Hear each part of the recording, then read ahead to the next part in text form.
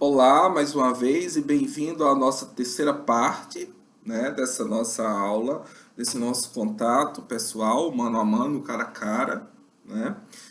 E no primeiro, como a gente viu anteriormente, no primeiro vídeo a gente tratou justamente da apresentação. Fizemos a apresentação do componente curricular, do próprio curso, né? Na segunda parte, a gente apresentou a nossa sala de aula virtual. E nessa terceira parte a gente vai adentrar em alguns conteúdos, né, que foram que surgem a partir da leitura dos materiais que foram escolhidos pela nossa professora conteudista e também da nossa própria formação acadêmica, pessoal, profissional, né, da relação entre EJA e EPT nesse longo século XX, né, numa perspectiva histórica. Né? Então, a gente vai tratar um pouco da educação de jovens e adultos nessa perspectiva histórica. Trataremos também da educação profissional e tecnológica. E um terceiro ponto que a gente gostaria de abordar, né, dentro desses vários conteúdos que emergem a partir, né, desses pontos que emergem a partir dos conteúdos, a gente vai tratar da relação entre EJA, EPT, né, o Pronatec e como é que isso se configura. Né? Então, de início, eu gostaria de abordar a EJA no Brasil. Né? Nosso primeiro tópico de discussão seria a EJA no Brasil. Então, vou falar um pouco aqui do que é esse aluno de EJA. Né? Claro que esse aspecto ele deverá ser tratado em outros componentes curriculares, né? Mas eu gostaria de destacar alguns pontos. Né? O aluno de EJA ele é um aluno diferenciado. Né? Em sua grande maioria, elas são pessoas que estiveram muito tempo fora da escola. Né? Então, são pessoas que não tiveram um contato, né, recente com a escola. São, via de regra, pessoas que não foram alfabetizadas, escolarizadas na chamada idade certa, né, e que precisam, num certo momento de sua vida, retornar à escola para concluírem os seus estudos, né, do ponto de vista da educação formal. Aí você vai lá no glossário e vê o que é educação formal, é a relação formal, não formal, escolar, não escolar, né, que está lá que a nossa conteudista colocou. Então, o aluno de EJA é esse aluno diferenciado, porque passou muito tempo fora da escola, né, porque congrega outras tarefas no seu dia a dia, não é apenas a escola. Em geral, são trabalhadores que ficam o dia inteiro trabalhando, né? E são pessoas que possuem muitas experiências. Essas experiências podem e devem ser, né, inseridas nos processos de ensino-aprendizagem. Esse é um dos pontos mais importantes da educação de jovens e adultos. O aluno de EJA, a aluna de EJA, né, são pessoas que possuem muitas experiências e essas experiências precisam ser trazidas para dentro da sala de aula, no sentido de tornar as aulas mais significativas, não é, mais interessantes. Aí a gente está falando, entre outras coisas, do método do Paulo Freire. Né? Então, os sistemas educacionais modernos entendem que a educação ela transcende a escola, né? O processo educativo ele não está apenas nesse espaço que é a escola, mas ele vai, né, do berço à sepultura, desde quando você nasce até o dia que você está aprendendo, né? E é com base nesse princípio que se tem construído os projetos de educação de jovens e adultos ao longo do século XX, né? Então, a EJA teria a função de oferecer aos jovens e adultos a partir dos 15 anos que não foram alfabetizados na idade certa, né? Que é aquela idade que compreende o ensino fundamental 1 e 2, que vai dos 7 aos 14, uma educação em nível escolar que os prepare para o exercício da cidadania e principalmente para a inserção no mercado de trabalho, né? Trabalho e cidadania. Então, no século XX, você tem aí o amadurecimento de uma série de processos, uma série de acontecimentos, de eventos, né, que vão exigir uma escolarização do trabalhador, ao fim e ao cabo. né? Primeiro, o amadurecimento da Revolução Industrial. Então você tem aí no início do século XX a indústria amadurecida na sua terceira fase, em pleno desenvolvimento, com máquinas, com processos, né, com método.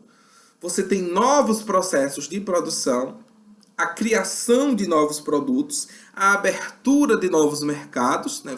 A gente está falando aí da globalização, e a consolidação dos sistemas de aplicação da ciência e da tecnologia nos processos produtivos. Né? Então você tem um incremento científico e tecnológico nos processos industriais. Em contraste com isso, você tem um grande número de trabalhadores, jovens e adultos, operários, sem escolarização. Né? Então, como é que esse trabalhador vai operar essa máquina se ele não tem um domínio técnico dela? Daí começou-se a pensar, a refletir sobre a necessidade de escolarizar esses jovens e adultos trabalhadores. Né? Então, a educação dos jovens e adultos ela surge justamente nessas primeiras décadas do século XX como, né, algo que vai preparar o adulto, o jovem ou adulto, para o trabalho. Né? O termo educação dos jovens e adultos ele surge na década de 80. Até esse período, 1980, ou seja, 1930, 40, até 1980, não se usava o termo educação de jovens e adultos. Usava-se a expressão educação popular, não é? Que era educar o povo. No Brasil, quando a gente fala de povo, a partir da década de 30, a gente está falando desse cidadão que, né, é alçado, esse sujeito que é alçado à condição de cidadão. Aí a gente está falando muito mais de um grupo específico, que é a classe trabalhadora, operária, né, trabalhadores operários que vivem principalmente na cidade. Né? Então, quando a gente fala de povo, quando a gente fala de cidadão, durante a era Vargas, principalmente, a gente está falando de uma categoria muito específica. Então, era necessário educar essas pessoas. Né? Então, a Unesco, a partir da década de 40, que ela surge também, começa a se preocupar com essas questões globais, a paz, né, os direitos humanos, ela começa a pensar também na necessidade de alfabetizar os jovens e adultos. Né? Então, a partir da década de 40, a Unesco entra nessa briga no sentido de preparar, alfabetizar, né? Dar a esses sujeitos que não foram alfabetizados na idade certa o direito à educação. Então, você tem aí, entre outras coisas, a Conferência Internacional de Educação de Adultos, né? Que vão, ao longo desse século XX, pensar, refletir e propor né, ideias e políticas públicas dos estados nacionais no sentido de promoverem a educação popular, que em 1980 vai se tornar a educação de jovens e adultos. A partir dessa década de 40, o Brasil vai assistir à chamada cruzada pela alfabetização de jovens e adultos, né? Que vai surgir entre 1946 e 1958. Então, você tem o Serviço de Educação de Adultos, o SEA, a Campanha de Educação de Adolescentes e Adultos, o CEA, a Campanha Nacional de Educação Rural, a Campanha de Erradicação do Analfabetismo, né, que tinha por finalidades alfabetizar os sujeitos para tornarem-nos eleitores e inserir esses sujeitos no mercado de trabalho. Então, você vai ter aí uma outra finalidade, né? Não apenas o trabalho, mas também o exercício da cidadania naquilo que compete ao cidadão de escolher os seus representantes. Né? Então, essa década de 40 e 50, você vai ter essa série de ações aí voltadas para a educação de jovens e adultos. Né? Na década de 50, você tem 59 a 64, o movimento de cultura popular, né, principalmente no Recife, os centros populares de cultura ligados à União dos Estudantes, o movimento de educação de base, o MEB, ligado à CNBB, e a campanha de pé no chão, também se aprende a ler, no Rio Grande do Norte, e o Plano Nacional de Alfabetização, do MEC. Esse plano tinha por finalidade combater o analfabetismo de modo geral e desenvolver uma consciência crítica nos sujeitos. Então, é nesse contexto, é nessa seara que surge o Paulo Freire, né, que inicia o seu trabalho a partir da década de 60, década de 50 e 60, alfabetizando jovens e adultos. Aí a gente tem a experiência de Angicos, no Rio Grande do Norte, né, em 1963. Né? Essas experiências elas vão desembocar naquilo que em 1988 vai se chamar de educação de jovens e adultos, né? Na Constituição Cidadã. Então, há uma consolidação, é um marco na história da educação dos jovens e adultos, justamente a década de 80. Né? Porque a partir desses longos, quase 50 anos de experiência de educação popular, é que se tem aí uma política mais robusta, pelo menos no plano das ideias. Né?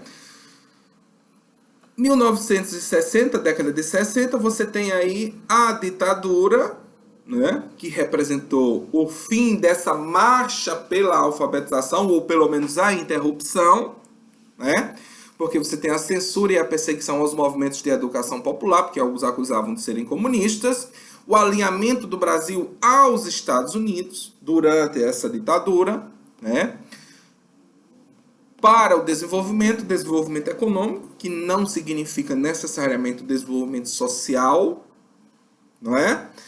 E nesse contexto é que surge o tal do Mobral, que é o Movimento Brasileiro de Alfabetização, que tinha muito mais um caráter assistencialista e conservador, diferentemente dos movimentos de educação popular que vinham ocorrendo nas décadas anteriores, em que tinham o objetivo, entre outras coisas, de construir a consciência crítica dos sujeitos e dos cidadãos, né?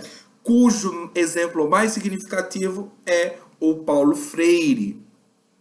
Então, o Mobral iria atender jovens de 15 a 30 anos, fazer uma alfabetização funcional, né, ensiná-los apenas a movimentar, né, ligar, desligar as máquinas, focado na leitura e a escrita, e tinha como objetivo realizar a conclusão dos cursos primários. Né? Então, a gente tem aí, nessa longa história da educação de jovens e adultos, esse movimento que você tem ali do surgimento nas décadas de 30 e 40, que vai até, né, a década de 80 aos trancos e barrancos, mas que a partir da década de 80, com o fim da ditadura, você tem, né, pega-se todas as experiências que foram elaboradas nas décadas anteriores e se constrói uma política de educação de jovens e adultos com objetivos muito mais claros, né? Principalmente formando-os para o mercado de trabalho e para o exercício da cidadania. Né? Então, essa EJA que a gente conhece hoje, né, ela vai surgir desse longo movimento histórico que o século XX vai assistir no mundo e no Brasil, não é? Com os altos e baixos, os avanços e retrocessos. Então, quando se fala em EJA hoje, vem algo na nossa cabeça.